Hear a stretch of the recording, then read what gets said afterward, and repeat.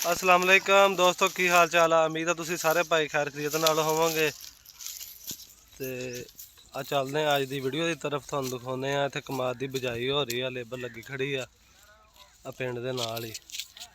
आ देखो जी, इधर कोई 4-5 बंदे बैठे आ कमाद की बिजाई करन ने आ, ते कोई इधर आ टुकन ने इधरले साइड ते भी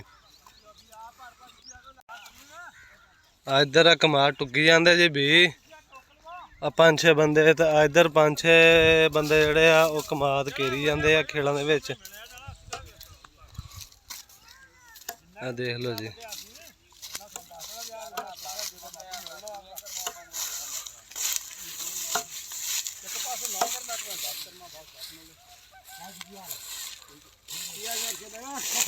की हाल है अरशद, की कीती जाना अज तू?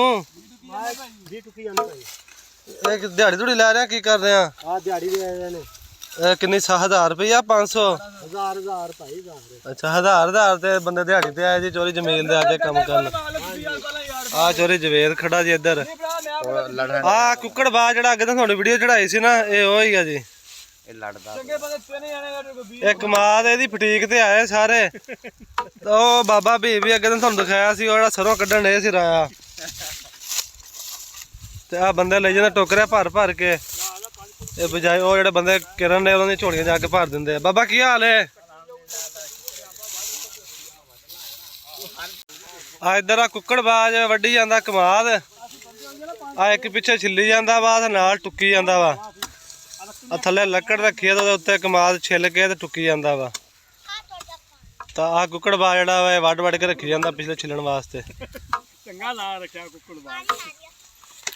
आ बच्चे इन्होंने पानी पिला रहे हैं जी। गर्मी वाहवा सुबह सुबह का ही टाइम है, लेकिन 9 बजे का, लेकिन गर्मी वाहवा हुई खड़ी है।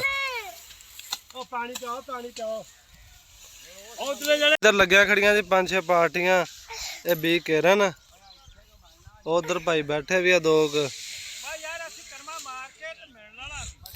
भाई है। चंगा भला मिस्त्रियां दिहाड़ी लाउंदा सी ते अज इत्थे आ खड़ा वा, वेख लो कमाद दी बिजाई ते। ठीक है तो आ एक इधर आ कुकड़ बाज जेड़ा कुकड़ा दे मूँह परां दे विच दे के मूँह ना उन्हें सूटे मारदा है, वही बंदा जेड़ा। एक कमाद बिजी जाते अज। आ शेख साहब एक परे नूं मूँह कीती जांदे, ऐन मूँह नहीं करते। अच्छा लियास भाई दसो, थानू इन्हां ने दिहाड़ी देनी आ कि रोटी देनी, की सीन आ? अच्छा खिदमत करन आए हो, बगैर किसी मुआवजे तो रोटी भी करो? अच्छा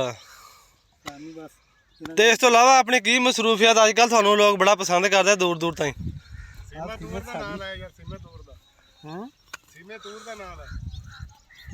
दस मैं अजकल की मसरूफियत आ? सही सही, ये भाई भी जिमीदार ही करदा जी। अज इत्थे फस गया कमाद की बिजाई विच, वो थानू दस्सिया मिस्त्री सी ते चंगा भला ठंडी थां ते काम करदा सी, अज ये भी इत्थे फस गया। तो इस दे नाल ही करदे असीं अज दी अपनी वीडियो दा एंड। तो साडा ख्याल रखियो, समय ते तुसीं गए ही आ कि साडे चैनल नूं सबसक्राइब करियो ते वीडियो नूं लाइक करियो ते कमेंट्स भी करा करो दोस्तों।